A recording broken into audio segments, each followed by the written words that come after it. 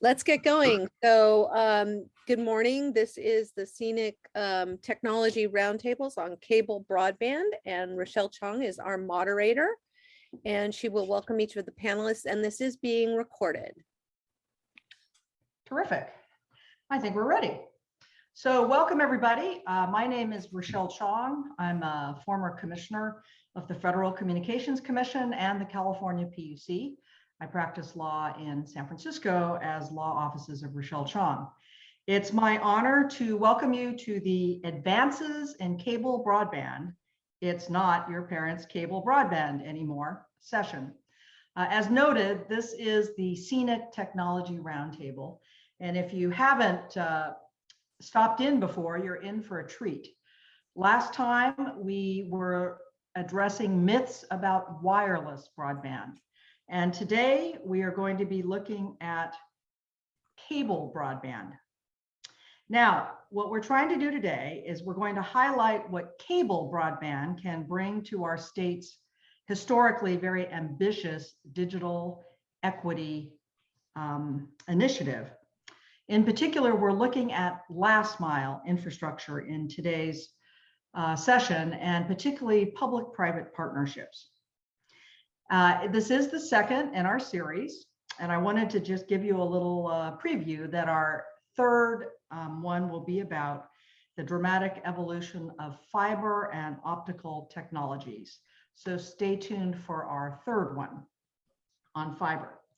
But today we really have a treat in store for you. We've got three tremendous experts on our panel. Curtis Niddle, Vice President, Wired Technologies with Cable Labs. Curtis, if you could wave. John Chapman, the CTO of Broadband Technologies at Cisco. And finally, Guy McCormick, the SVP of Engineering at Coax. So we're going to be trying to shed some light on cable broadband advances. The types of things we're going to be trying to resolve today is: how is today's cable system not like your parents'? Is there fiber in cable broadband? Fact or fiction? Docsis HFC is fundamentally different than fiber to the home. Does HFC have latency problems similar to wireless broadband? Many modern applications like video conferencing require good upload speeds. Can you get that on cable broadband? Do cable companies still operate in their primary cable service areas, or have they expanded outside of their service areas? What are key regulatory barriers that they face today? So these are the many questions we're going to tackle in the next hour and a half, and we have this great panel ready to go at it. So here's how it's going to work. I normally don't allow PowerPoint, but Curtis pleaded, and he showed me some pretty terrific slides that he had.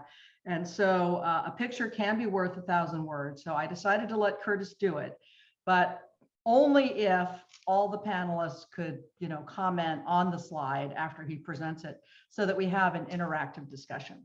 So Curtis said that was just fine. And so I'm going to let Curtis give us the shtick, but I am encouraging Guy and John to jump right in and make comments, answer questions as we go through them. And you, the audience, you have a job too. I want you to open up your chat. And if you have any questions as we're going along, I'd like you to pop it into the chat. And we've got someone monitoring the chat, and we'll be looking at the questions after we conclude the PowerPoint, and we'll be available to address those after that. Does that sound okay? Yeah. All right, Curtis, if you can share your screen. All right. Thank you very much. Yeah, it's really the spirit of these slides revolve around kind of education as well as myth busting. All right, so further to your first question, this isn't your father's cable network anymore, so you should be seeing this particular slide now. We're going to have a little tutorial on how HFC networks are built today, how they used to be built, and then maybe even what we can see into the future. So as you think about cable networks of the 1940s, 1950s, 1960s, even, basically it was just coaxial cable. You had, I'm not even sure they called it a head end back then, but they had an area where they received channels off of the air, and then they would distribute those channels to homes over a coaxial cable. As part of this system, in order for the signal to travel further from a head end, for example, to a home, there's amplifiers, inline amplifiers, different types of amplifiers that help to boost the signal and therefore allow the signal to travel a little bit farther than it ordinarily would on a coaxial cable. So if we fast forward then to maybe the 90s, right? I remember in the early 90s, mid 90s, there was this hybrid fiber coax, and it was a new technology. I worked in telco at the time, but HFC was this new technology, and as an engineer, a group of us were evaluating, just how special and extensible this architecture is, and as it turns out, I think it's more extensible than really anybody imagined back in the 90s. So you'll notice the key differences here. You've got, obviously, it's a much bigger business now, much bigger distribution areas. So you've got head ends that feed signals to the hub. And then from the hub, we've got a fairly long length of fiber, typically in the 5 to 80 kilometer range. And then it hits something that we call a fiber node in the industry. And it's at this fiber node that the optical signal traveling over the fiber optics is converted into a radio frequency signal, RF signal, and then transmitted over really a very similar coaxial network. But this coaxial network typically is in the 0.2 kilometers to 3 kilometers. So let me pause here to see if any of my other panelists want to add a little more detail here. I think one of, oh, sorry, go ahead. So the kind of the last mile, the part on the far right, did you have to upgrade any of those facilities to get to the homes at the end? You know what? The cable industry has invested over the years billions of dollars, and much of that investment has revolved around the amplifiers and the fiber nodes in the network. And I'm sure, Guy or John, one of you can jump in and talk some specifics here. Yeah, that's spot on, Curtis. I mean, obviously, when we first introduced HFC, we were probably in the operating parameters of 450 or 550 megahertz, right? Today, many of Cox's network infrastructure for the coaxial is operating in the uppers of gigahertz. So yes, we've been through multiple iterations of amplifier upgrades. We've decreased cascades, as you can imagine in the view above. A lot of noise is introduced and then replicated through amplification. So we've reduced amp cascades in the order on average of about 5. So we have significant improvement of quality of RF signal, which shows up in the form of video and overall broadband performance. But yeah, we've been through multiple iterations, and we'll speak to it in a moment as we have a few more, and at least certainly one more significant iteration in our near future that we'll speak to. But to Curtis's point, Cox alone has spent billions of dollars over the last decade investing in this infrastructure and continue to expand out the capabilities and capacity. I think an interesting technology side note here is that fiber optic link. If you look at the distances, first of all, you can see that 95% or more of the planet is actually has been fiber since the late 1990s. The other interesting thing is back in the 90s, digital fiber was really running at sonnet rates of maybe 50 megabits per second. The cable industry came up with an innovative way of doing QAM over fiber, kind of an analog fiber technology, which had the equivalent of 5 gigabits per second of bandwidth, which would be 10 to 100 times faster than the state of the art that day. So it was quite the accomplishment in the day what the cable industry did, and that stands to this day and is now transitioning towards a digital architecture, which we'll get to in a few moments. All right, so continuing on with this theme then about just understanding the HFC network. Of course, I'm showing my amplifiers and my fibers, et cetera, in nice straight lines in all my homes, you know, aligned. And that's not at all how an HFC network is actually built out. This takes a much broader view where this is a hub site, for example, that we saw in a previous diagram. And from this hub site, there's multiple fibers that actually exit the hub site. And along the route for this fiber, they drop off at various fiber nodes. So in my previous diagram, I was just showing a single fiber node, but really to provide services to an entire region, multiple fibers and many fiber nodes. In fact, throughout the United States, there's approximately 5,000 of these hub sites, and of these fiber nodes are approaching around 300,000 spread out across just the United States. And certainly you can see the kind of the spaghetti nature of the fiber optic links. And what I want to do next, though, is just kind of zoom into this fiber node serving area. So what does it look like around a fiber node, kind of in a little more detail? And I know this is probably showing up fairly small on your screen, but if we've got the hub up here, this is one of those fibers extending out to a fiber node. And as I mentioned, from the fiber node, that's what converts the optical signal into an RF signal over coax. And so each of these small black lines here would represent a coax main line cable. And we have amplifiers here, for example, right here. And then these little green boxes here represent taps. And it's from the tap that you end up with a coaxial drop that ultimately hits the home. So you can see here, this would be a more dense environment where a particular fiber node might extend out to 600 meters and provide service to multiple homes. This distance can reach up to, as I said before, 2 kilometers, 3 kilometers, but generally it's not much more than about 2 or 3 kilometers. Emilio Perez is asking approximately how many fiber nodes are in California, if anyone knows. That is a statistic I do not have at my fingertips. Yeah, I do not have that right offhand either. But we can certainly look Sorry, into that. Emilio. We're not doing very well with our questions already, right? Zero for Okay, one. you guys are fired. Yeah. I do know, I mean, speaking for Cox, and it's to Curtis's point, the easiest way to do the analysis is the number of homes passed, in order of about 400 to 500 homes passed per node. Cox, you know, we serve, or homes passed for approximately 11 million, and we have about 30,000 nodes in service today. Yeah. All right. Curtis, can you give us the next slide?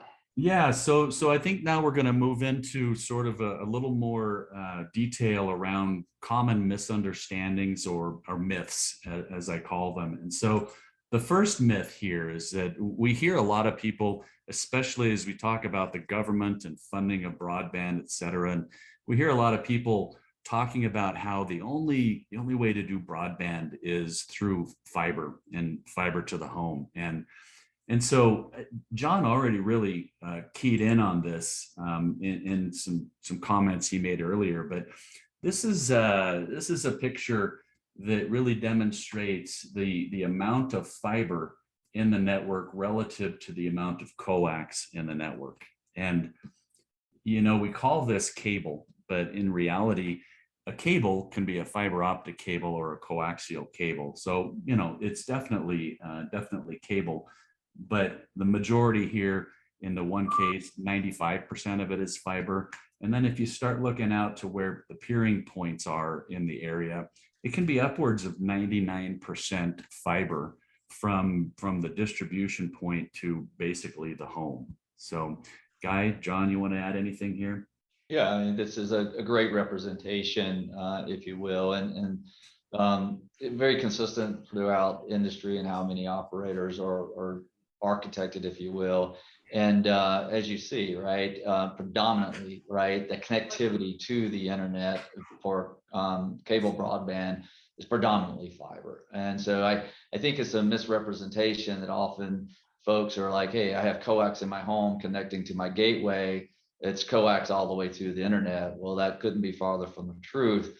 It's coax to that node, which is an RF distribution point.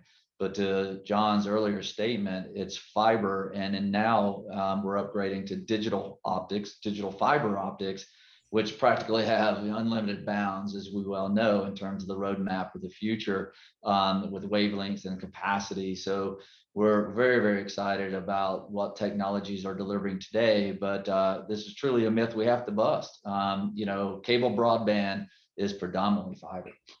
Yeah, and I think, it's worth, from a scenic point of view, and I know a lot of people on here are trying to figure out how they're going to get internet to the home, and they're looking at different technologies, fiber, fixed wireless, mobile, PON. All these technologies really share the same architecture, where it's fiber to the neighborhood and then some kind of last mile technology to the home. For mobile, it might be fiber to an antenna and wireless to the home, or fixed wireless to the home. Even PON has a fiber backbone, and then a tree and branch to the home. And cable fits into that exact architecture as well. This fiber to the neighborhood, and coax to the door. Yep, and I got some diagrams on the next slide, John, that are going to show that in a little more detail. But as I think about this particular myth, I've heard it so many times, and I wondered, tried to think of an analogy, and I said to myself, well, let's see, if I fly from Denver, where I'm located, I'm going to the beach. I take an airplane out to Los Angeles, and then I drive the last 10 or 15 miles. Now, did I drive to the beach from Denver, or did I fly to the beach from Denver? It's kind of like a similar situation here, where most of it is flying. I flew to Los Angeles, and in the same kind of manner, the HFC networks they're really fiber networks. Hey, Curtis, what are these, like 1, 2, 3 on the far left menu? What is the difference between those? Like, is this urban versus rural? I don't really understand what this means on the left. Well, go ahead, Guy. Yeah, it's primarily where you interface or interconnect with peering points, and the peering points being where we have interconnectivity with other internet or service providers, i.e. you could see in that diagram over the first one, right, where the backbone peering point, this is where we peer or interconnect with Netflix, Facebook, all your logos, if you will, for internet connectivity. And then where we have regional data centers that are more converged. So we share facilities with those entities.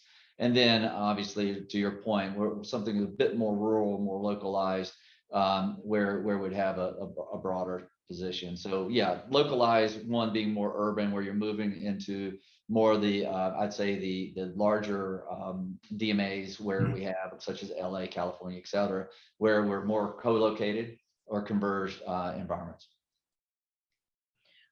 We have a lot of people on this call that are concerned about, rural. And, I think it's a fact that there aren't enough internet points of presence kind of out in the rural areas. They tend to be focused in urbanized areas. So is that a downside for them in terms of speed and the connectivity quality?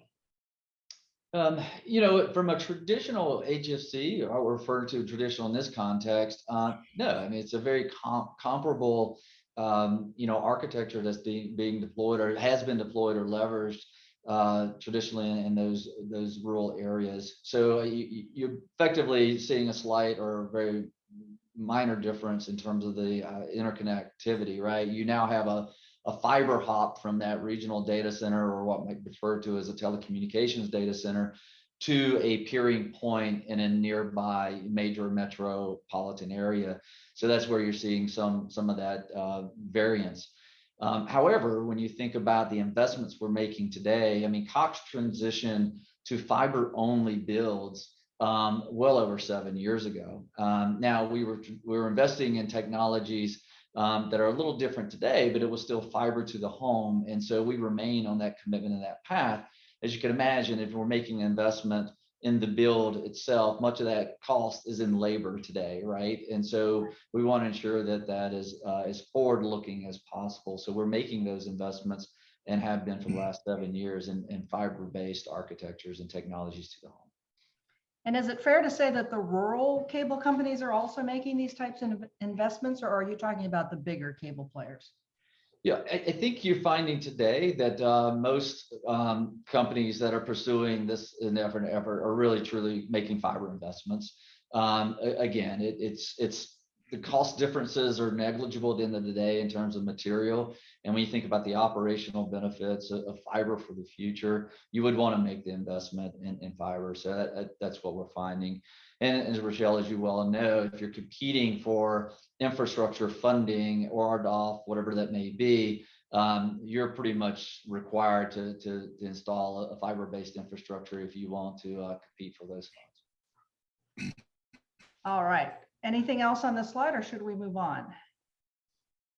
All right, Curtis. Yeah, let's move on, because John actually just started describing something that this is truly a myth. Okay, some of my colleagues at Cable Labs in the past has done primary research. Well, we'll get a group of consumers together, we'll ask them questions, broadband speed, what's important, et cetera, et cetera. And I remember one thing that somebody said. They said, I want fiber. I want fiber to my home because I don't want to share that fiber. And so there's this common misconception that if you've got a fiber coming to your home, that's a dedicated fiber, and it's only your service that's on that particular fiber. And that really couldn't be further from the truth. The diagrams here might look different, but they're all what's called a point to multi-point topology, where you have the single downstream transmitter and all of the endpoints receive all of the packets, but then they filter them out. And similarly on the upstream, you have to schedule your upstream transmissions on both a Docsis HFC as well as a passive optical network. And so this is a myth that we'd really love to bust up here. Okay, Curtis, I'm stupid. So the left side is clearly cable that you're showing, and what's the PON on the right? Is that fiber? Yeah, that's a PON is a passive optical network, obviously, and it's the common way to do fiber to the home. And I think a good way of a question came up in the chat on how many homes connect to a hub and how that works. And I would say that it's the same really for PON and for Docsis. Like over in PON, you might have 32, 64, or 128 homes, active homes that are all connected together to a single fiber that then goes back to the head end. So they all kind of share that fiber. The same way it works with Docsis. We might have a node out in the field. It might pass 300 homes and serve 150 homes. And so you've got, 100, 150 homes sharing over there, and you've got, the 64, 128 homes sharing on the PON. It's the same type of technology. As a matter of fact, even both of them have Ethernet packets going over them, and the upstreams are both scheduled. So the operations are very similar. When we were developing the Docsis protocol, we looked at the PON protocols and we compared notes with each other on how to actually make these networks work. So the underlying technology is very similar between the two. The difference really, of course, is that if you don't have anything in the ground, fiber is a great investment to go build a plant. If you have an operating plant in the ground, upgrading that plant could be done at a much lower cost. So for the same dollar that's in your wallet, you can upgrade much more plant if you have to spend less money per households passed. So if cable's 20 cents on the dollar and PON's $1 on the dollar, then you can do 5 times as much plant upgrade for the same amount of money. And I think that's where Docsis is interesting. And Docsis does have the ability to be upgraded to you could do a 5 gig down, 1 gig up service, which is equivalent to what we're seeing in the most advanced PON networks these days. So it really gives you a lot of options on how you want to spend your money and where you want to apply it to. Yeah, that's a great point, John. And I may not have responded appropriately, Rochelle, to your question, but I think that's a an important point of clarification, because I also noticed a question here in the chat window. Obviously upgrading and leveraging existing infrastructure is always the optimal investment. Now, obviously with twisted pair DSL, right, there became a limitation, right, to that capacity, right, of that twisted pair. But with Coax, it has tremendous capacity of life in terms of what can be delivered over that infrastructure. Now, it does require respacing. It requires additional investment and amplifiers that can deliver the incremental RF spectrum and capacity that we're referring to. But the existing Docsis 3.1 specifications can deliver, multi-gig and symmetrical speeds, gigabit. And then, as John references, as we look into the future, and we'll get into that more, Docsis 4.0 unleashes even more potential and more capacity in order of 5 to 6 times what we're even contemplating or leveraging today with Docsis 3.1. So it has exciting potential. It's just my earlier reference is when we're making investment in new infrastructure, that investment will be fiber. Okay. I think that's great. We have a lot of questions in the chat. One person, Ernest, says, is the coax feed down a backyard run capable at all times of providing the speeds that the consumer assumes they're paying for, even when everyone comes home and are piling on to catch up with their internet-based services? Let's start with that one. Any responses? Maybe Guy? So I think is Ernest asking if he can really get the speeds that he's paying for? I think. Yeah, I think that's kind of where he's going with it. Yeah, I think the We all want to make FCC sure has. we're good consumers, right? Yeah, the FCC has certainly shown that. But Guy, you go ahead. Yeah, I mean, I think we have a point in the slides as well that illustrates that, and this is really, I think that slide, let me look, yes, that ultimately, scheduling and I guess shared network infrastructure, I mean, just by definition alone, networks are shared. At some point, they converge, to a point of aggregation and distribution. And, what you see with PON infrastructure is there are fewer numbers of customers per ONT than you would find in a traditional CMTS, HFC architecture.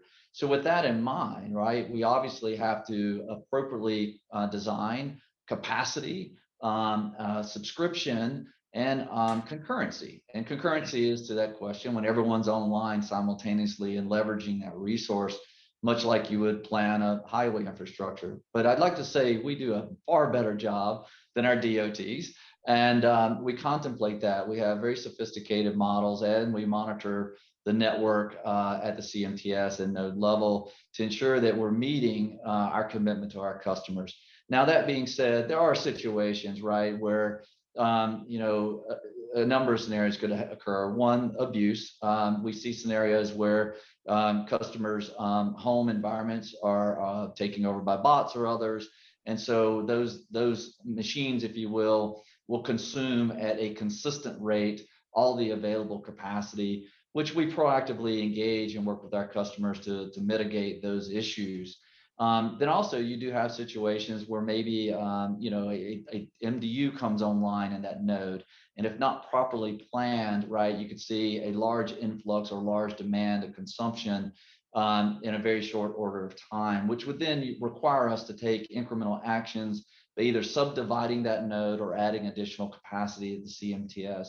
So we very aggressively and proactively plan for that, and I'm excited to say of our 30,000 nodes, we have less than 200 at any given time that are operating, I'd say, at less than ideal, right? And so we proactively engage, work with our customers, and ensure that we resolve and provide the capacity to meet their needs.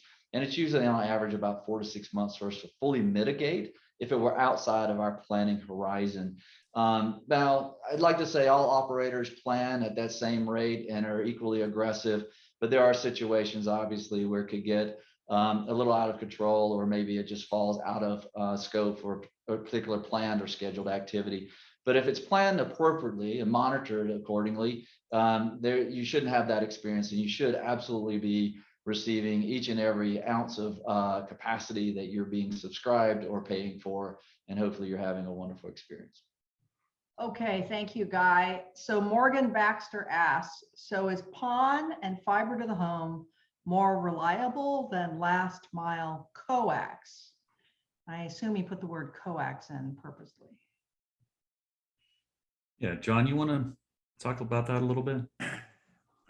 You know, it's if you were just to look at that last mile, the coax going there is for us passive past the last amplifier. So maybe not quite a mile, but like the last several hundred feet, you know, down your street to your home is all of it is passive. Once we hit an amplifier, you could argue that you know, an active network has lower reliability than a fiber network. But bear in mind, it's always the sum of the whole system when you're connecting to the internet. It's the servers that are attached, it's all the Ethernet switches and everything that's in the back end. Side to side, I would say, I think everybody would say that an all fiber passive network should be more reliable than an HFC plant, but that doesn't necessarily mean an HFC plant is unreliable. It's all about you know, how well things are maintained. And here's where I'll actually give, you know, for the sake of the audience, I'll give a compliment out to Guy and his team over at Coax. Coax has actually got one of the best has the best HFC plant in the entire country when it comes to the quality of the network, keeping it up, monitoring, maintaining it. It's all a matter of how you take care of things. The HFC plant at Coax is more like a bright, shiny new car than it is an old car. All right, and I encourage people to look at Guy's response in the chat. He's got some more information. I would like to move on to the next slide, Curtis, if we could. All right, let's do it. Let's see what the next myth is. Okay, yeah, so latency. You know, a lot of focus these days on speed, but there's another important characteristic of service, and it's latency. And more that is getting a lot more attention. And so there's this myth that the fiber media has lower latency than coaxial cable. So in other words, wow, light travels faster over fiber than the signal does over coaxial cable. And actually, this is just a fun little fact to start off with. When a signal travels through any media, there's a parameter for that media. It's called the velocity of propagation. And it's all measured against the speed of light, which of course is 300 times 10 to the 6 or 3 times 10 to the 8 meters per second. And these percentages that you see here, 87% and 68, it turns out that if you actually had a race over fiber optics and over a coaxial cable, that the signal over the coaxial cable would actually win. Now that might surprise a lot of people, but you know, it's true. This is just physics. You can Google this anytime you'd like. And so the real question. Single mode fiber mean? Single mode. Yeah, single mode is you know, a type of fiber, a type of optical transceivers that, not to get too technical here, but really as it propagates through the fiber, it creates a single mode. And it is, in fact, what all the traditional passive optical networking technology operates over. You know, the fiber to the home services use what's called single mode fiber, as opposed to like a path through the fiber. Okay. There's a single path. English for me. That's great. Okay, yeah, so this begs coax. The signal on coax is going to beat the signal, a normal path signal on traditional fiber. Yeah, that's right. And so you can't really just say fiber is faster than coax, right? So that of course begs the question, where does latency come from? And this is true of all networks, right? That latency doesn't necessarily come from the media, right? There is latency, but we're talking about nanoseconds of latency as it crosses that media. When in reality, the latency that is experienced by a user is on the order of milliseconds, for example. And so, case in point here, there's an organization called BITAG.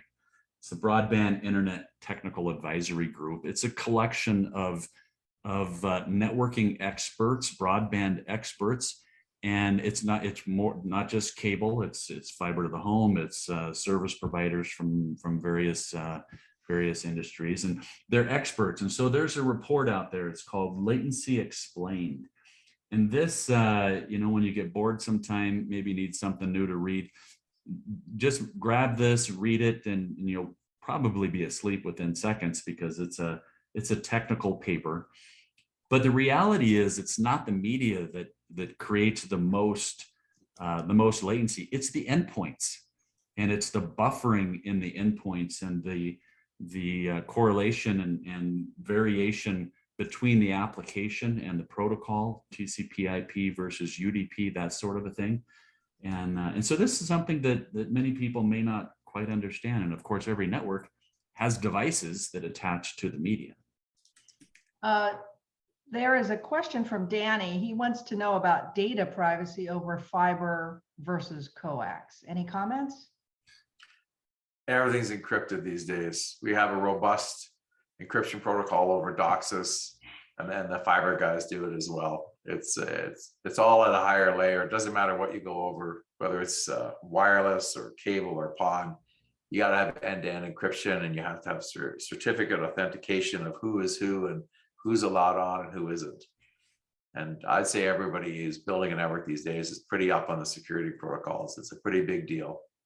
Yep, you bet. You can't tap into the I remember when I was back in college tapping into the coax with, playing around and getting free TV. Those days are long gone. You just can't do it anymore. John, I'm shocked, really. Well, you have to learn maybe that's how I learned about cable in the early days. Yeah, and Okay, let's move on. That was very helpful, this explanation on the right. Yeah, and Rochelle, that question, but I get it. That question might have come from that notion we talked about earlier, where the fiber is dedicated. The reality is, in both HFC and fiber networks, all those endpoints receive all of the downstream traffic without a doubt. So, and just to double down on security, it's worth noting that this entire country has been working from home for the last 2 years, and most people have been doing it over the HFC plant. And that has been done with, if you have 200 homes connected to an HFC plant, you might have 200 companies sharing that coax network. And we have not seen security problems. It's been extremely robust. Terrific. I would agree. All right, shall we try to move on, Curtis? Yeah, let's go ahead. Let's talk about symmetry and asymmetry, because there's a myth associated with this too. But just to kind of set the stage here about symmetry, is symmetry really needed? I think is kind of the fundamental question, and this is from an Open Vault report showing that this is 4Q of 21, fourth quarter of 2021. So we're still many companies working from home, learning from home, etc. And you can see here that the average downstream consumption relative to the average upstream consumption is still, what are we talking about here? 15 to 1. So interesting statistics. We hear a lot about symmetric services in fiber to the home, and absolutely we're waiting for that killer app that's going to use all that upstream. And in fact, cable is preparing for it as well with our latest Docsis 4.0 specifications, which more makes things more symmetric. I believe I have a graph on the next slide that's going to show that. Yeah, and it's worth noting that not only are the loads asymmetrical, but a lot of a properly built network is actually often asymmetrical. Ethernet on the backbone is symmetrical, where there's a lot of aggregation, but even the mobile network tends to run with 4 times as much bandwidth in the downstream than in the upstream, because it tries to take the available bandwidth and cost and load match the loads, which is the natural thing to do.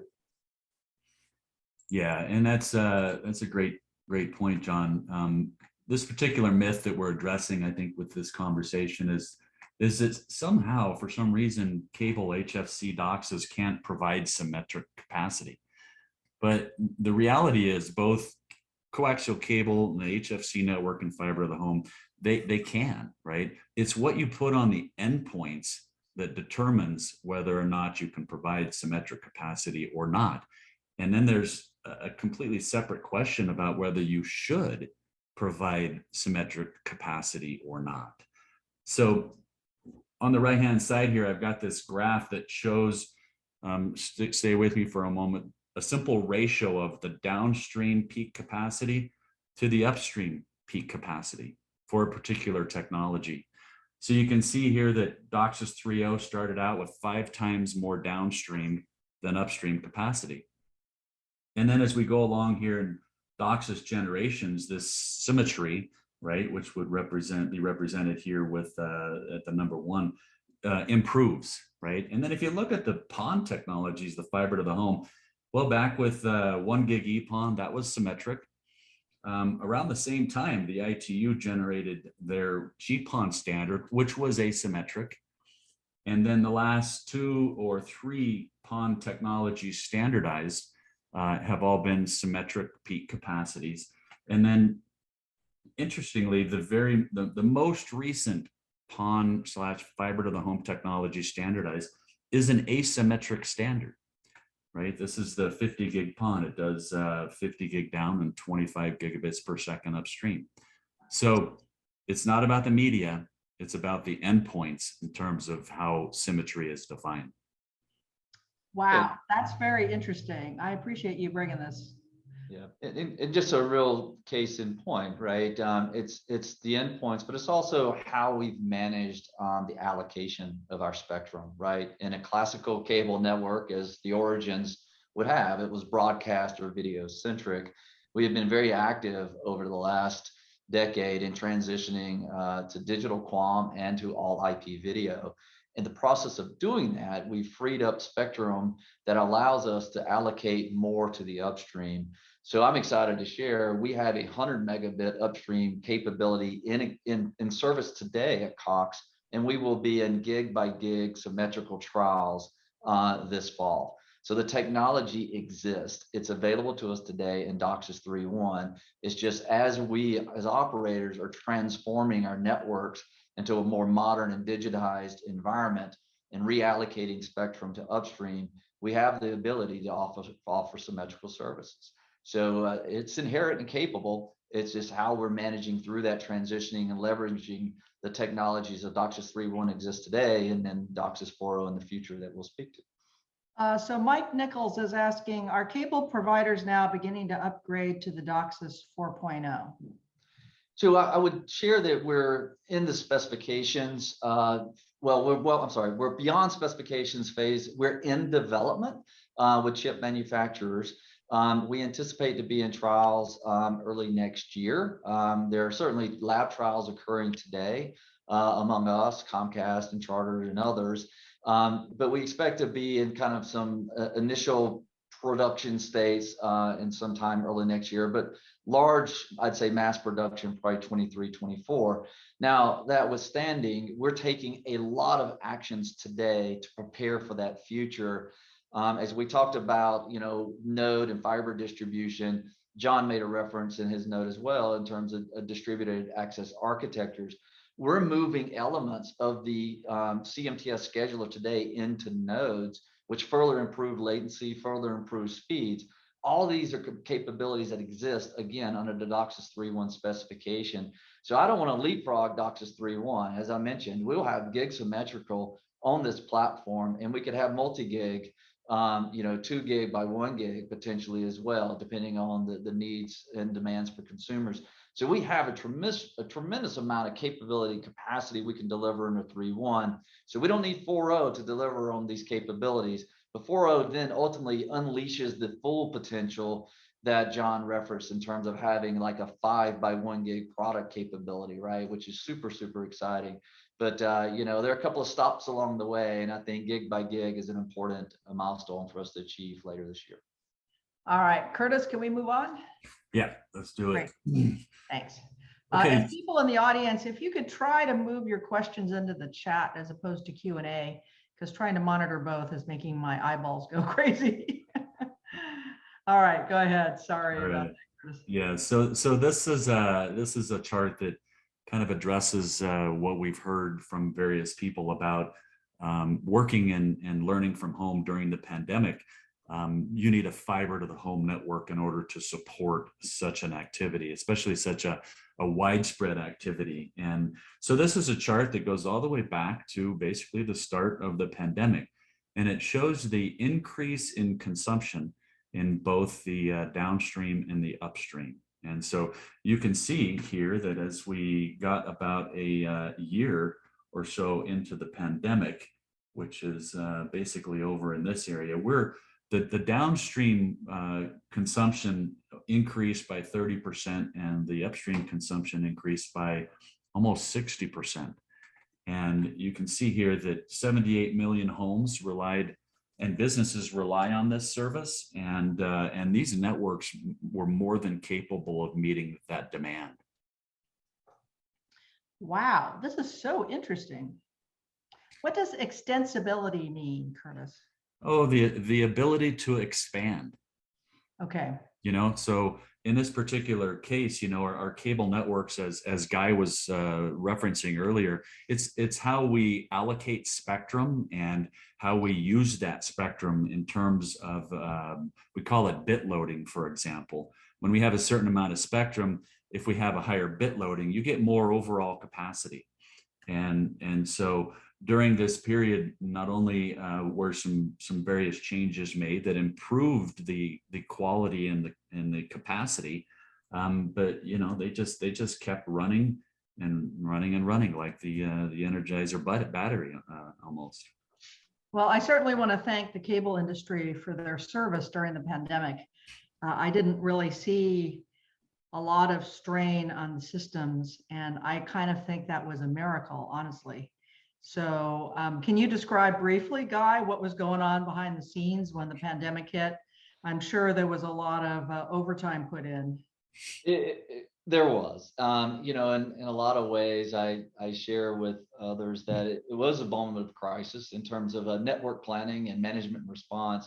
As you can imagine, we have built and designed and continue to maintain and operate our networks based on historical patterns of usage and consumption. And when that suddenly shifted back to the household and peaks were occurring midday, right, where historically they occurred in the evening, and then we were seeing demands on upstream based on technologies we're leveraging in this very moment, it did drive quite a response on our part. And I'm super proud to say we handled incredibly well. The Docsis scheduler that Curtis and John spoke to earlier, wow, we put it to the test. It did a phenomenal job of queuing, scheduling, to ensuring that the experience was maintained to the best or greatest possible extent. That said, we did have, right, a number of customers in certain areas that we had to respond to with a physical, implementation of additional network capacity, whether that was in the head end, the CMTS itself, or a physical action in the field with what we refer to as node segmentation or additional capacity. So I'm happy to say, in the order of about 6 months, we had gotten back to, I'd say, an anticipated or desired state of performance. And we continue to then drive capacity in where we saw additional needs. We're well ahead of, I'd say, pre-COVID performance, and performing at probably the highest levels the network's ever experienced at Cox because of that peak demand, which has begun to subside as we're normalizing somewhat as a society.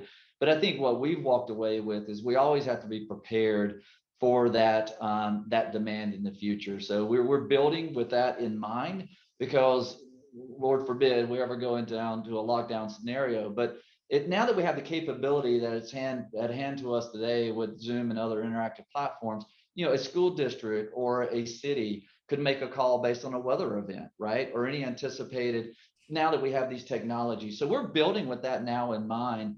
But I'm super proud to say not only Cox, but the industry, which we reported very publicly through NCTA, responded incredibly well. And we were quite well rewarded for that, as we had many customers seek, I refer to broadband refuge by moving from DSL over to cable to enjoy the performance and reliability. So I think that spoke for itself. All right, I see some activity in the chat. I hope that Richard Greenwood, there is a response from John Chapman to you, Richard, on the question of, the rural areas having, more aged cable infrastructure. Guy, you've got a really good company, but, there's a bunch of little small rural folks out there, the cable companies that have a barrier, and that barrier is investment, to bring their systems up to speed.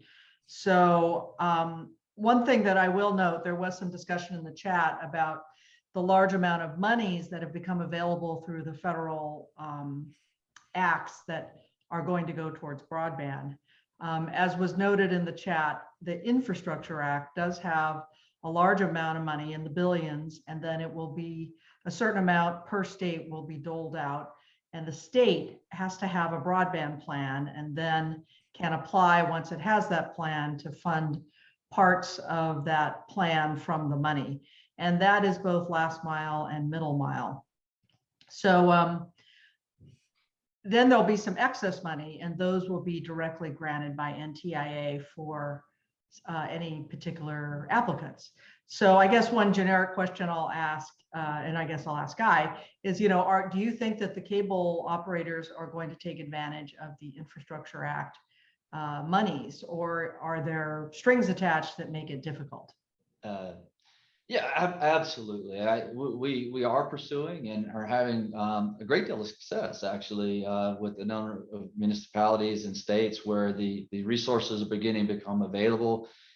We've actually submitted and won a number of RFPs today, so we're excited about that. I think you had an earlier question about building or developing outside of franchise, and with the regulations that occurred at the state level a number of years back have really opened up that opportunity.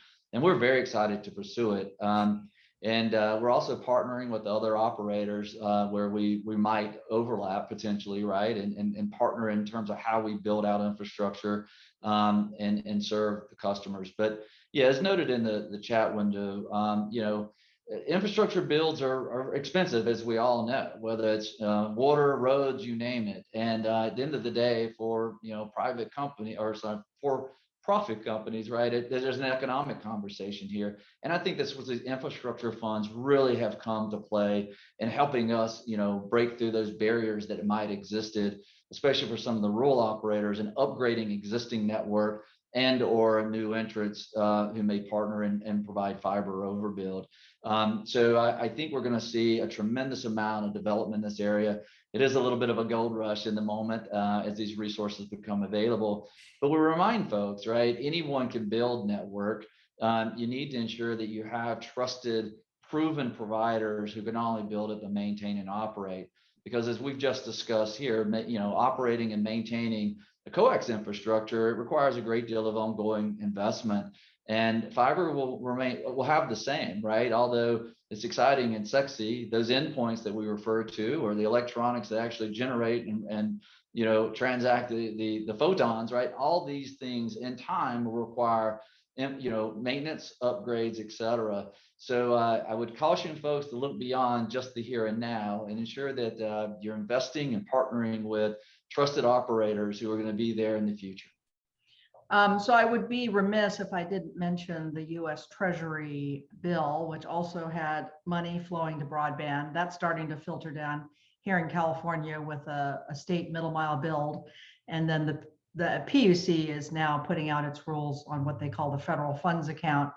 And then, of course, we have the FCC RDOF bill coming in, which follows on the Connect America Fund too. So you're right, it's like a gold rush right now, but I still see some frustrated people in the chat. Richard Greenwood seems to be my poster child. He says, I didn't even get an RDOF eligible, his block got no bids. So what can we say to our friends in the very rural parts of California that feel like they're the land of the dinosaurs out there? What can we do for them? I actually think this wave of government funding is brilliant because it's going to service these guys. I mean, it turns out the economics of deploying any network, be it coax, fiber, or mobile, only really works today in dense population areas. And it doesn't work out in the countryside. it doesn't matter what your technology is. When you got to go 100 miles with anything to get to one customer, the economics never work. And to have the government come along and say, look, we care about those people. We're going to put money out there to make sure everybody's connected. It solves the business problem. It's not a technology problem. We have lots of technology we'd love to throw at this, but the government coming in and basically making it an equal market between rural and urban, I just think that's fantastic. And I think Richard should keep putting his hand up. I think there's a lot of people out there that are thrilled with the ability to be able to go build a network. We're all encouraging it at the end of the day. So I would say keep shouting that there's somebody who's going to answer that call. The government's there to supply the funding.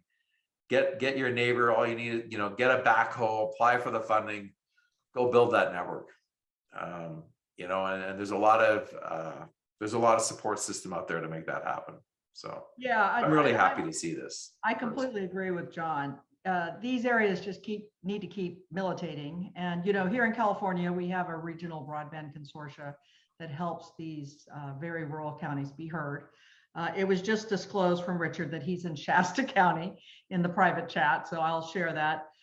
He's certainly not the only county that's got problems getting anyone to come out there. So I think that John is right. We do have a lot of new technologies, and every locality needs to keep shouting to the PUC, to their regional broadband consortia, to their state legislator that they need broadband. Okay, let's move on. We are at 11:30, so I want to know approximately, Kurt, how many slides we got left? I actually have just, we can stop after the next one or one more summary slide after that. This is still more on the work and learn from home, so we can cover these quickly. We did some tests at Cable Labs that measured the amount of downstream and upstream bandwidth for 10, count them, 10 concurrent sessions of FaceTime, Google Meet, Zoom, etc. So, all of our operator service tiers, even the most basic service tiers, exceed the consumption levels shown in these particular charts. And so whether it's FTTH or HFC and Docsis technology, both are very capable of supporting work and learn from home. So yeah, I think we saw that during the pandemic myself. Yeah. So this is, but there's that big rural urban divide, and yeah, we all saw the picture of those poor kids trying to do their homework, in front of the fast food place. Yeah, we did see those. And that struck, a chord in all of our hearts. Yeah, so this could be our last slide, and it's all about the pace of upgrade. And my fellow panelists here have made comments about it already. It'll always be cheaper and quicker to upgrade plant that's already in the ground. All right, so we can just spend a couple of times here. The big news here is it took the cable industry 2 years basically to go from 4% gigabit downstream speed service to covering 80% of US households with the availability of gigabit service downstream. So it's pretty remarkable when you think about it, how many homes this is, how much investment this required from the cable industry. So any comments, Guy or John? Yeah, I think this is just a tremendous testament, right, to the investments we've made and proof of the capability of the HFC network, right? Once we had the specification, completed development, and product in production, that just speaks volumes. I mean, no other telecom operator could deploy at that pace, at that scale. And so we're excited today. I mean, think about it, a gigabit coverage to well over 80% of households, right? We're in the 95 or so percent now, right? So it's exciting. We would suspect, or fully expect, right, once we have the 4.0 capabilities available, we could deliver at a similar pace if the demand were truly there and we needed to meet that demand. So that's the value in the HFC network, and it's served us for many, many years, and we expect it to do so in the future. So let me just see if I got it right. So if you have an unserved area, so this is a greenfield situation, would you go fiber to the home at this point? Absolutely. Yeah. Okay. All new infrastructure will be right. Okay, so how do you decide where you're going to go in? I always hear the cable guys say, if there's demand, because, I know that you have to make sure that you put the investment in and you're going to earn a return after a certain amount of time. So when you're figuring that out, what kind of pros and cons do you weigh? You decide whether you're going to do fiber to the home, versus a more traditional build. Yeah. Again, for any new build, it will be fiber, right? And the economics, even if you do the math, HFC is not going to win out, right? You're going to want to build fiber on a new build. So how do we make that decision? Yeah, John stated it earlier. Density is one of the more critical components of that economic model. So you have to look for density, right? You've got to get a return on that investment. Then we look at what's your other marker for density? I know the rural guys want me to ask this question. What yeah, kind of density do you I don't know what our honestly. What if we're a little town of 5,000 people, 10,000 people? I mean, Absolutely. That would suffice. And frankly, we are pursuing it. Now, the challenge is reaching that community, right? So there's the long haul fiber investment, or call it middle mile investment, that has to be made to reach that community. That's where the infrastructure funding is coming into play. It's helping us fund that fiber connectivity to that community. Once we have fiber at that community, the density plays out. It works. We call it economic sprawl, right? Once we're there, the economics play out. We're also evaluating and factoring in now into our models, hypothetically, once you have that fiber built, what carriers are in that area that need fiber transport back to a metro or back to those RDCs or those peering sites. So that's an economic value. What commercial opportunities exist, right? There could be plants or other, enterprise entities in that area. We do business with Starbucks, you name it, right? So all those now play into the economic model. And this is really, again, where those infrastructure funds are helping us overcome that transport, if you will, to get to the community. Once we're in that community, the density does help us, then make it economically viable. So as we factor all those components, we're finding the barriers coming down for us. And again, that's where I want to say we currently have well over 50 or 60,000 homes passed, currently approved via an RFP process and state or municipality build that we're in process on. So we're aggressive, and we have targets in the order of 250,000 new homes passed, predominantly rural, in our 5-year plan. So it sounds like wireless is very integral to cable's plans. What kind of role does it play? And, is 5G going to make a difference, or is this more of the, fast backhaul, the wireless link behind the scenes? Yeah, absolutely. It certainly plays in the overall economic equation. And, John's an expert in the areas of wireless, so I'll hand it off to him here in a second. But obviously, what we share, wireless networks at the end of the day are wired, right? At some point, they have to have connectivity back into all the peering and interconnects, et cetera, right? And access to the services that you're all trying to enjoy beyond just voice, right? So yes, that's an important component of the model. We do a great deal of business with carriers on transport, backhaul, et cetera. We too are also, as many of our MSO partners are pursuing mobility and potentially fixed wireless access. So again, if you think about, the sprawl economic scenario, once we've reached that small community of 5,000 or so residents, they're potential customers on the fringe of that community, right? And so from that point at the edge of that community, we could put up a tower or participate with an existing tower and offer fixed wireless access to even extend our reach even further. So there's all those little ranchettes out here. And so we're thinking about how all these different. Okay, so let's hand it off to John. John, I'd like to hear about wireless from you.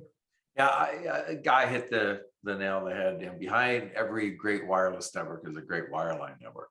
Everything is fiber out to the neighborhood and some kind of connectivity to the home. And I think the way and the cable companies themselves provide wireless service these days, cable, wireless, and coax, fiber, and wireless. It's all about reaching the endpoint. The beauty of wireless, of course, is for anything that moves, it's a bugger to hook a coax to the tail bumper of a car. So there will always be that mobile market. And mobile can help reach places where you can't get a fiber to. Now, if the government funding can drop a fiber in there, great. But it's great to have the option of both. I think we will predominantly see a wireline connected network. But even at the end of our Docsis network, it's Wi-Fi. So even our landline networks are wireless networks of a sort.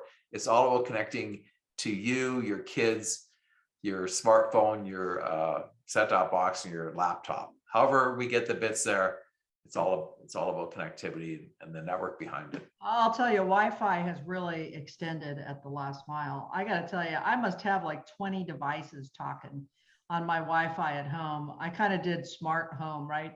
And now I'm frustrated. I can't remember what I named everything. I'm just trying to get a light to turn on and turn off. But Is it I think only you're right. is it only 20, Rochelle? Just Yeah, 20? well, it could be more. I'm getting kind of crazy with the whole thing because, you know, the prices of these little IoT devices have come way Yeah. down. It's You know, the light bulb went off in the cable industry years ago on Wi-Fi. Like the cable industry used to connect to TV sets for video. At some point in time, Docsis started becoming the dominant technology, and then TV sets started getting connected by Wi-Fi. That's right. You know, and that actually made everything simpler and more ubiquitous.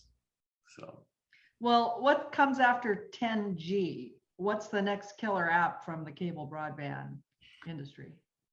The next killer app. What's your next killer app, guys? You're not gonna believe this, Rochelle. It's Wordle. 24/7 Wordle. I'm all in. No, I'm kidding. You know, that's the $1 million question. I think if we all knew what the killer app was going to be, we'd probably be CEOs at companies that are delivering that killer app. And you know that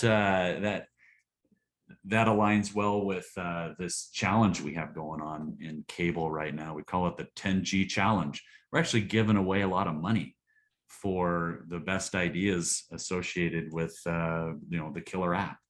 So, and you know, in terms of answering that, my CEO Phil McKinney uses this all the time. He says, you know, Netflix wasn't designed and then we built the networks for it. We built the networks and then services like this became apparent, right? They were created. And so that's really the intent behind a lot of the work that we do in the cable industry, is build the networks and innovation will come.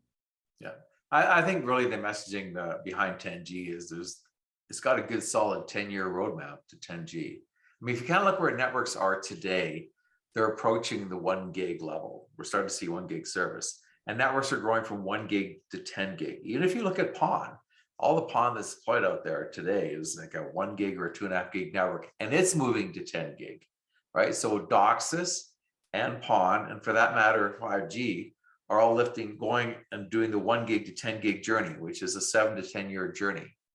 Now we can see roadmaps for PON going past 10 gig to 25 or 50 gig or even 100 gig. Curtis is doing some great work on 100 gig.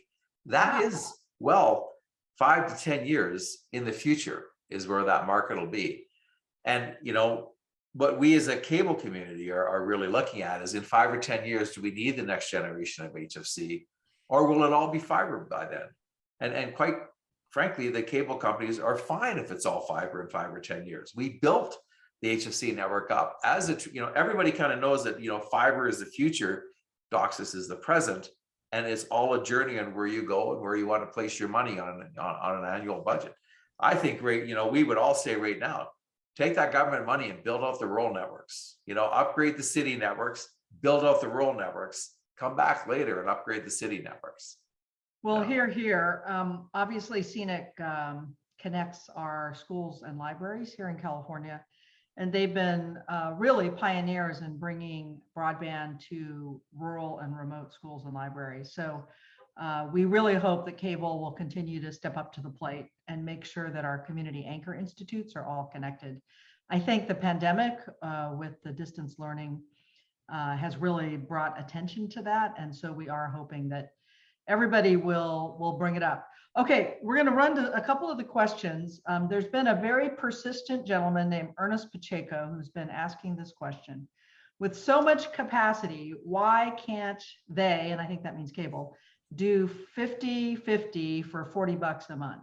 So any responses to that? It's sort of a symmetrical and a low cost plan question. I'll address this, the tier. I'm not gonna play product or marketeer, if you will, as a technologist.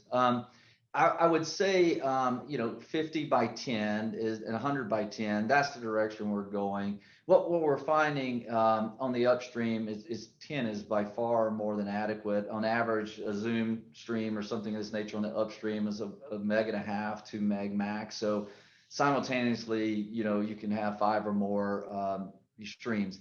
There is a limitation in the moment based on how we've allocated our spectrum. So there's more work to do for us to fully enable 50 meg on the upstream for all users in a given node, as we've shared the architecture prior. But certainly Coax is moving to a 10 as that kind of our entry level upstream tier. I'm sorry, 5 and 10. It varies by tier. But that's probably the limitation you're seeing there. At the 50 down, no brainer, right? More than adequate capacity on the downstream. It ultimately just comes down to pricing and packaging for the individual operator. But I think on the tier and this capacity spectrum position, we're well poised there to at least. Well, didn't Curtis have a slide that said, on the upstream, you really don't need as much speed. You don't have to be symmetrical. No, absolutely not. Yeah, and that's what the point I was making. When you think about the consumption on the upstream, right, you just don't have that demand that you see obviously on the downstream when you're consuming broadcast video. It's primarily in applications that we're sharing now and or uploads, which aren't really as time sensitive. But the average Zoom stream or even any interactive video media that you're using, I mean, it operates very, very well at 1.5 to 2 megabits per second. It will consume more if more is available, but there's a diminishing return on the quality improvement, et cetera. So you could have, again, with a 10 meg upstream, you could have 5 simultaneous users in a household enjoying the experience that we have here and be very well served. Yeah. We do have a couple competition questions. Bruce had one, so I'll ask it in a generic way. So, obviously there's a lot of new competition coming in. We've got low Earth satellite systems such as Starlink. We've got upstart independent fiber broadband companies, CBRS systems even. T-Mobile is now putting in what they're calling, a home broadband system. So let's talk about competition. How are you going to meet this competition? Are you confident that you're going to be able to compete? And particularly in these rural markets, not so much your established urban markets. Yeah, I mean, look, first and foremost, to John's point, I'm equally excited. We are as an operator that this investment's coming forward, and we really don't want to watch or observe these dollars being spent on overbuilders in urban areas, right? This really needs to be focused on rural and digital divide. That being said, I don't know that we have a great need for competition as those investments are being made, because you don't want to duplicate or replicate investment. You just want to ensure that you're getting the highest level of performance or a provider in those particular areas. Now, that will obviously compete with an existing provider, which would be good. Either that existing provider is going to step up, invest in the network, or cede that to the new entrant. So at the end of the day, it's about getting high speed, highly reliable services into these communities. When we see overbuilders, like if you have an existing cable operator and a fiber overbuilder is coming in, they're effectively competing for the same customers with relatively comparable products and services. I don't know that's how, I certainly wouldn't advocate that that's how we spend or invest the infrastructure funding, right? These are all our dollars, right, through our taxpayer contribution that I think we'd all like to see into extending and building out network into new areas where consumers need it most. Well, playing devil's advocate guy, competition is a great way to push the price down. And as we know, affordability is a big barrier for people who are low income or disadvantaged. So, there's a reason why we do favor competition. And in fact, competition is the law in both the federal arena and in most states. Absolutely. And I don't have my numbers, but boy, we've done a lot in that area as well. And I'd be happy to follow up and share with you what we've done. Yeah, Okay, and the cable companies have offered. Yeah, go ahead, John. I was going to say the cable companies generally do have lower price tiers for lower income families, right? So they've been doing that for a while now. Absolutely, yeah. Yeah, they have been doing a lot of good affordable plans, and we do encourage that. And we thank them because during the pandemic, those affordable plans were very critical for distance learning and telework by families without question.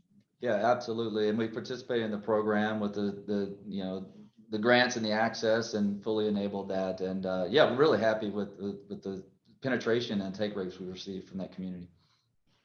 Okay, so during remote learning, this is from someone whose name I can't quite read. Mike Nichols. During remote learning with several students at home, 5 megabits per second seem to not have the capacity to support users. Any comments on that? Well, I think that a 5 megabit per second upstream should be able to support 5 concurrent sessions, but he doesn't even say how many. He says several students. So maybe that graph I showed earlier, I'll just pull that up. I tell you, there's one simple thing. The 5 megabits actually works pretty good. It's the Wi-Fi connectivity. The Wi-Fi Megabits, yeah. where 90% of the problems are. Like I happen to be in a complex, and I can bring up my phone and there's like 20 Wi-Fi networks, and they're all fighting for the air. And yeah, well, there's 20 wireline connections behind them that you can't get to. So I would say if you personally, I'm plugged into the cable over the Ethernet cable. I use Wi-Fi when I'm walking around the house, but get direct connected if you could. Yeah, that's actually a really good point, John, because I just upgraded my Wi-Fi access point. I had a old Apple Air Touch or something like that, and it's amazing the difference that I got just by upgrading that Wi-Fi technology to something that was now 3, 4, 5 years older. So it is a big part, because those Zoom sessions, they're only, as we said, they're only taking 1.5 meg, and they'll ratchet down if they don't have the quality that is needed. So certainly several Zoom sessions should be supported on a 5 meg upstream tier. And remember that 5 meg is just for your house. The actual capacity on the wire today is more like 100, 150 meg. And the technology that we have with an upgrade to the HFC plant, that can get up to 1.5 gig shared in the upstream. So there's within current technology envelopes, the HFC plant can be 10 times faster in the upstream. And that is one of the strategies that the cable companies are looking at. And that becomes one of the options for your last mile funding is, boosting that upstream to 1 gig, which would be a fraction of the price of actually building a brand new network. So John, I just want to push back for a minute when you were talking about your, plugging into the Ethernet directly.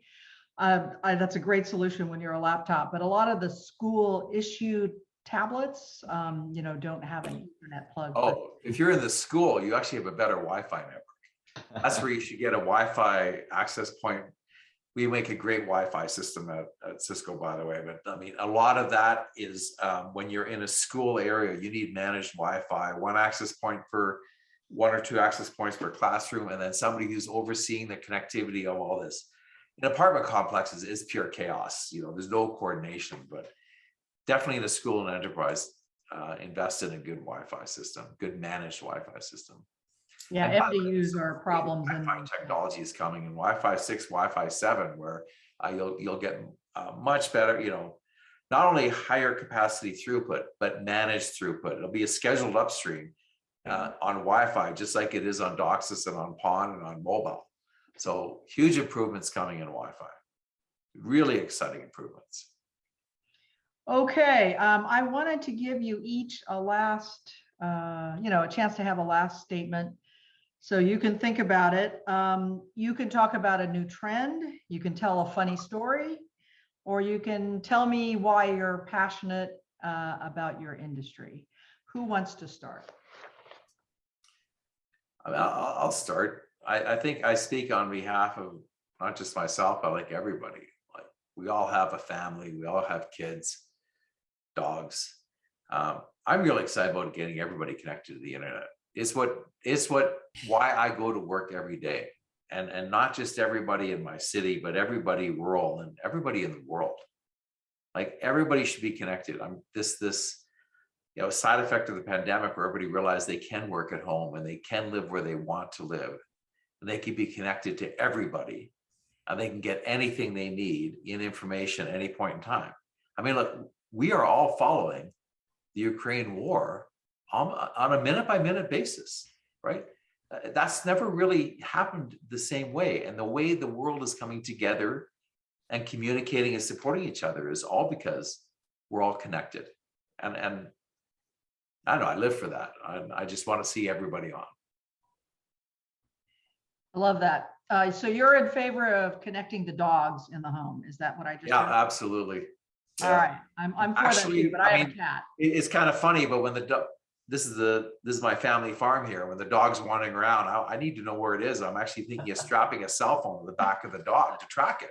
I have an air tag on my cat. And in fact, I can track my cat because my cat occasionally dashes out the door and I have to go chase my cat. All right. Who wants to go next? I'll jump in here and just talk briefly about, my passion. So at Cable Labs, my role is both coax cable and fiber. In one case, it's HFC, they work together. In another case, it's fiber to the home. So that's where my passion is. And we're really doing some cool stuff at Cable Labs. John, I think, mentioned it very briefly. PON today is up to 50 gigabits per second on a single wavelength with a lot of technology and complexity involved there. And we're taking this to the next step. We're taking it to 100 gigabits per second. So, within 5 to 8 years or so, you could actually see a fiber to the home solution that provides 100. Now, people think that's insane, but we have people here who would like to get more. So, that's just a little bit of some of the stuff that I'm passionate about. Excellent. Guy, you're up. Yeah, absolutely. Well, a couple of points. I couldn't agree more. Just passionate about connectivity and broadband. And, I didn't go into the specifics, but Cox is very, very much an advocate and proponent of the Connect to Compete program. We've been on the front end of that from the beginning and continue to sponsor that. Investments that our parent company, Cox Enterprises, makes in that domain, as well as Boys and Girls Club. So my passion is really about the children, as you stated, and in the education domain, ensuring everyone has equal access to reliable and high capacity broadband. And with Connect to Compete, right, there's service tiers up to 100 megabits per second. So we're really, really proud of the work we're doing in that domain. And where you may have heard a bit more of the passion than you were asking for, it's where we're spending and investing infrastructure. Let's ensure we're reaching as many of those individuals as possible. I certainly welcome competition. We thrive on it. And I want to ensure that we don't look past the initial demands and needs first as we go fight the real fights in the battles for our youth. So that's where my passion lies. And I'm happy to support and serve any effort in that area. Absolutely. Hey, thanks everybody. What a great presentation. I would like to just ask everyone to think about how do we serve those that are the most disadvantaged, those who are unhoused, those who live in public housing, foster youth, people that are traditionally unconnected. These are our greatest challenges in our industry. And I hope that as we're building out to the rurals, that we're also building out to tribal lands, etc. I want to thank Scenic for making these fantastic experts on cable technology available to us this morning to dispel myths. I certainly learned a lot today, and I want to thank Curtis particularly for that amazing deck. I was a little freaked out when he first showed it to me, and I said, I'm going to ask you a lot of questions about it because I'm not sure I understand it. And he was like, go for it. So thank you very much. And I knew that John and Guy, with their deep expertise, would help us decipher the slides. Again, we've gone from wireless to cable, and our next stop will be fiber and optical at the next session. So please make sure that you do register for these so that you'll get notice of the next one, or you can check the Scenic site. And I want to thank all my fantastic panelists, Guy, Curtis, John, for coming on this morning and helping everybody understand what's going on in cable. Absolutely. Thanks for the invitation, Rochelle, and for hosting the conference today. Yep. Thank you. Great. Thanks to everybody for showing up. Thanks, folks. Bye-bye.